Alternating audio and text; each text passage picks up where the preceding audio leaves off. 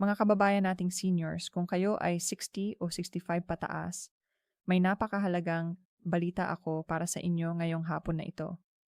Makinig po kayo ng mabuti dahil ang mga susunod kong sasabihin ay maaaring magbago ng inyong buhay sa mga darating na buwan. Confirm na po ito mula sa opisyal na mga pahayag ng gobyerno. May bagong pension rate na ipapatupad para sa lahat ng senior citizens simula Pebrero hanggang Marso 2026. Hindi ito chismis, hindi ito fake news. Totoo po ito. At kailangan ninyong malaman kung magkano ang makakatanggap ninyo. Paano ninyo ito makukuha? At ano ang mga dapat ninyong ihanda para hindi kayo maiwan? Maraming seniors ang hindi nakakaalam na may mga pagbabago na nangyayari sa kanilang pensyon at sa kadahilan ng iyon, nalulugi sila ng libu-libong piso bawat buwan. Ayaw natin mangyari iyon sa inyo. Kaya dito po ako ngayon para ipaliwanag ang lahat ng malinaw at simple. Huwag kayong mag-alala kung medyo mahina na ang inyong paningin o pandinig. Magsasalita ako ng dahan-dahan at uulit-ulitin ko ang mga importanteng detalye para sigurado na maintindihan ninyo. Ang pensyon ninyo ay pinaghirapan ninyo sa loob ng maraming taon ng pagtatrabaho. Kaya karapatan ninyong malaman kung paano ito makukuha ng buo at tama. Naaalala ko pa noong araw maraming senior ang pumipila sa SSS o GSIS office nang walang alam kung ano ang dapat nilang gawin at sa huli nakauwi silang walang natanggap dahil kulang ang mga papeles nila o hindi kumpleto ang proseso. Ayaw nating maulit iyon, kaya tutulungan ko kayong maunawaan ang bawat hakbang. Ngayon, pag-usapan natin ng malinaw kung ano talaga ang ibig sabihin ng bagong pension rate na ito. Una sa lahat, para sa mga miyembro ng Social Security System o SSS, may adjustment na mangyayari sa pension amount base sa bagong kumpi ng gobyerno. Kung kayo ay regular na pensioner ng SS at nakatanggap kayo ng halimbawa 5,000 bawat buwan dati, may posibilidad na tumaas ito depende sa inyong total na kontribusyon. At kung ilang taon kayo nag-ambag, ang average na increase na aming nakikita base sa mga nakaraang announcement ay umabot ng 500 hanggang pasyo 1,000 bawat buwan para sa karamihan ng pensioners. Ibig sabihin, kung dating 5,000 ang inyong natatanggap, pwedeng maging 5 to 500 or 6,000 na ito simula Pebrero. Pero tandaan po ninyo, hindi lahat ay pareho ang taas ng increase. Depende ito sa inyong contribution record. Ang mga nag-ambag ng mas mataas na halaga at mas mahabang panahon ay makakakuha ng mas malaking adjustment. Sa kabilang banda, para naman sa mga miyembro ng Government Service Insurance System o GSIS, may kaparehong sistema rin ng adjustment. Kung kayo ay retired government employee, ang inyong base pension ay kinakalkula base sa inyong average monthly salary noong kayo ay nagtatrabaho pa at kung ilang taon kayo nagserbisyo. Ang average na GSI pension ngayon ay umiikot sa 10,000 hanggang haton at 20,000 bawat buwan. Pero may mga retires na nakakakuha ng mas mataas pa dyan kung mas mataas ang kanilang posisyon dati o mas mahaba ang serbisyo. Ang adjustment na ipapatupad ngayong 2026 ay maaaring magdagdag ng 1,000 hanggang 2,000 sa inyong monthly pension. Depende rin sa inflation rate at sa approval ng GSIS board. Pero heto ang mahalagang tanong na dapat ninyong itanong sa sarili ninyo. Paano ba talaga ninyo makukuha ang dagdag na ito? Hindi ito automatiko para sa lahat. May mga hakbang na kailangan ninyong gawin para masigurado na makakatanggap kayo ng tamang halaga. Una, siguraduhin updated ang inyong records sa SSS o GSIS. Maraming seniors ang hindi nakakatanggap ng tamang pension amount dahil outdated ang kanilang contact information o hindi nila nire-report ang mga pagbabago sa kanilang sitwasyon tulad ng change of address o change of bank account.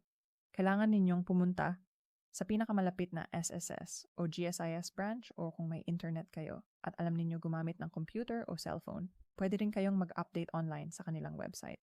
Dalhin ninyo ang inyong valid ID, SSS o GSIS ID at ang inyong latest bank statement kung saan kayo tumatanggap ng pension. Magtanong kayo sa staff kung updated na ba ang inyong records at kung ano pa ang mga kailangan ninyong gawin para makasigurado na makakatanggap kayo ng adjustment.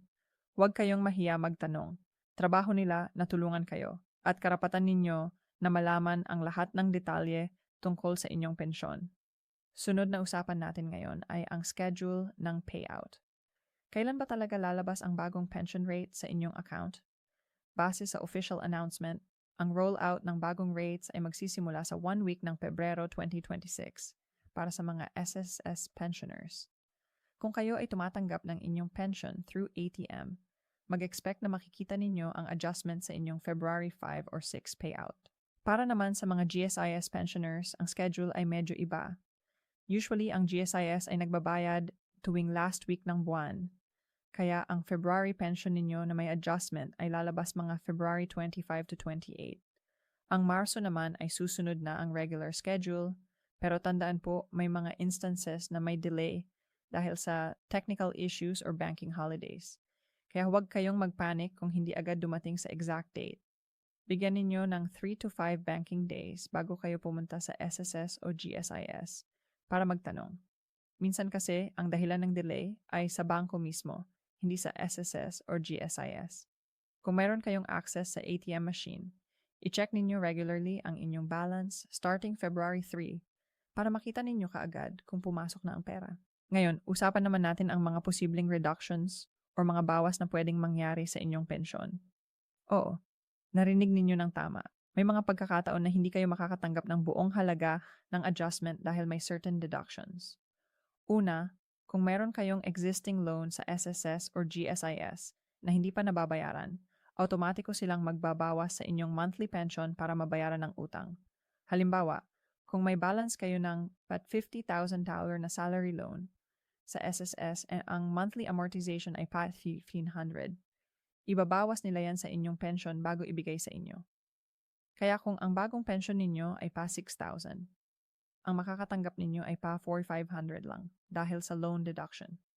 Pangalawa, may tax implications din ang pension, lalo na para sa mga GSIS pensioners na may mataas na pension amount. Kung ang total annual pension ninyo ay lumalagpas sa tax-exempt threshold na $250,000 sa isang taon, which is equivalent to around $20.33 per month, may withholding tax na sila. Usually ang rate ay 5% to 10% depende sa bracket ninyo. Pero para sa karamihan ng SSS pensioners, exempt kayo sa tax dahil ang average pension ay mababa pa sa threshold. Pangatlo, kung kayo ay may dependent na hindi na qualified. Halimbawa, ang inyong anak na nakadepende sa pensyon ninyo ay nag-21 years old na o nag-graduate na ng kolehiyo. Dapat ninyong i-report ito sa SSS or GSIS para hindi kayo ma-overcharge o ma-undercharge. Kapag hindi ninyo nire-report at nalaman ng SSS o GSIS sa audit nila, pwede nilang i-demand ang bayad balik ng excess pension na naibigay sa inyo at ibabawas nila iyon sa future pensions ninyo. Kaya importante na honest at updated kayo palagi. May mga hidden benefits din na hindi alam ng karamihan ng seniors at dito ko kayo gustong tulungan. Una, may tinatawag na 13th month pension para sa SSS at GSIS pensioners. Ito ay isang additional month's worth of pension na bibigay sa inyo tuwing December. Kung ang regular monthly pension ninyo ay fee 6,000, makakakuha kayo ng additional fast 6,000 hours sa December as 13th month. Pero ang hindi alam ng marami, may mga special cases kung saan pwede kayong makakuha ng prorated 13th month pension. Kahit hindi pa December, halimbawa kung retired kayo sa middle of the year, may prorated computation pa rin. Pangalawa, may additional allowances para sa seniors na disabled or bedridden. Kung kayo ay may disability or chronic illness na nakakaapekto sa inyong mobility, pwede kayong mag-apply ng additional allowance sa SSS o GSIS. Kailangan lang ninyong magpresenta ng medical certificate mula sa licensed physician na nagpapatunay sa inyong kondisyon. Ang allowance na ito ay umabot ng PH 500 hanggang PAP 1,000 additional per month depende sa severity ng disability. Pangatlo, huwag ninyong kalimutan ang senior citizen discount at benefits na ibinibigay ng government sa lahat ng 60 years old and above. Ito ay separate pa sa inyong SSS o GSIS pension. Kayo ay entitled sa 20% discount sa mga restaurant, grocery, medicine at iba pang establishments, pati na rin sa priority lane sa bangko, hospital at government offices.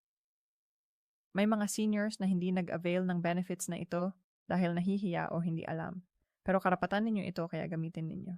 Para sa mga strategies on how to maximize your retirement income, makinig kayo ng mabuti dito. Una, kung kayo ay may kasamang spouse na senior din at may pension din, i-coordinate ninyo ang inyong withdrawal schedule para hindi kayo maubusan ng cash sa middle of the month. Halimbawa, kung ang pension ng asawa ninyo ay lumalabas tuwing 5th ng buwan at ang sa inyo naman ay 15th, magkakaroon kayo ng steady cash flow throughout the month. Pangalawa, kung pwedeng mag-open kayo ng separate savings account, kung saan ilalagay ninyo ang portion ng pension ninyo na hindi ninyo gagamitin agad. Kahit PH00 or Peach 1000 lang bawat buwan in the long run, laking tulong nito for emergencies or para sa medical expenses. Maraming bangko ang nag-aalok ng special savings account para sa seniors na may mas mataas na interest rate compared sa regular savings account. Pangatlo, kung kayo ay may anak o apo na gustong tumulong sa inyo, i-consider ninyong gawing joint account ang inyong pension account para sa emergency situations. Kung sakaling may mangyari sa inyo na hindi kayo makapag-withdraw personally, may authorized person na pwedeng kumuha ng pension ninyo para hindi ito ma-hold, ma-delay. Tungkol naman sa tips para sa SSS at GSIS office visits, napakahalaga na malaman ninyo ito para hindi kayo masayang ng oras at lakas. Una, pumunta kayo ng maaga. Ideally, dumating kayo sa office bago mag-8 a.m. para kayo ay isa sa mga unang papasok at hindi na kayo pipila ng matagal. Lalo na ngayong may pandemic pa rin concerns, mas safe na less crowded ang office.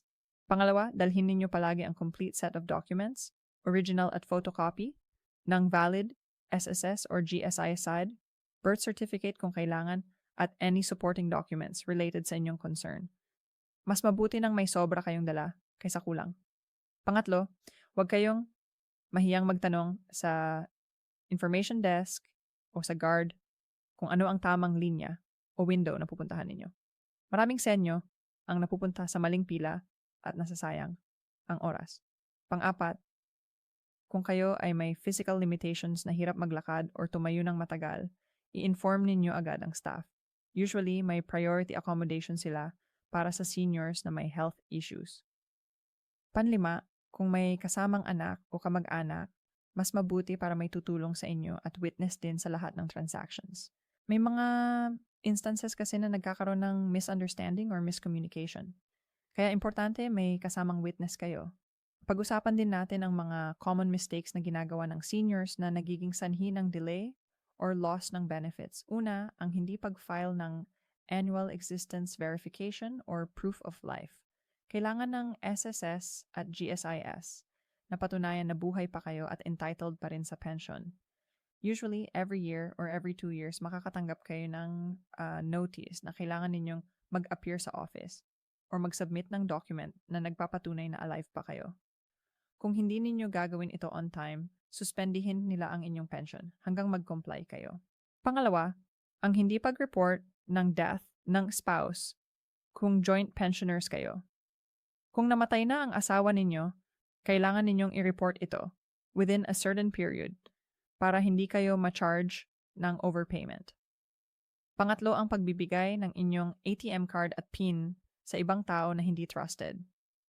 May mga cases na na-scam ang seniors dahil pinagkatiwalaan nila ang wrong person na nangako na tutulungan silang mag-withdraw. Pero sa huli kinuha ang lahat ng pera. Huwag kayong magpapahiram ng ATM card at PIN kahit kaano-ano pa ninyo kung hindi talaga kayo sigurado sa kanilang integridad. Sa pagtatapos ng ating pag-uusap ngayong hapon, gusto kong bigyang diin na ang pensyon ninyo ay resulta ng decades of hard work and sacrifice. Karapatan ninyong makatanggap ng buo at tama ang inyong benepisyo. Ang bagong pension rate na ipapatupad ngayong Pebrero to Marso 2026 ay isang blessing para sa ating mga seniors. Pero kailangan din nating gumawa ng action para masigurado na makukuha natin ito. Huwag kayong mag-rely lang sa iba. Kayo mismo kahit senior na kayo, ay may kakayahan pa ring mag-follow up at magtanong. Magtanong kayo. Mag-verify kayo at huwag kayong mahiyang humingi ng tulong sa mga naka-assign na staff sa SSCs o GSIS. Ito ang inyong pera, inyong karapatan at inyong kinabukasan. Sa mga anak naman na nanonood nito para sa inyong mga magulang, please, tulungan ninyo sila na maging updated sa lahat ng changes at mag-accompany sa kanila sa pag-process ng requirements. Huwag ninyong pabayaan ang inyong mga magulang dahil they deserve our care and support sa final stage ng kanilang buhay. Remember, the government is there to serve you, and these benefits exist because you earned them through your years of service and contribution to this country. God bless you all. Stay healthy and enjoy your well-deserved retirement benefits.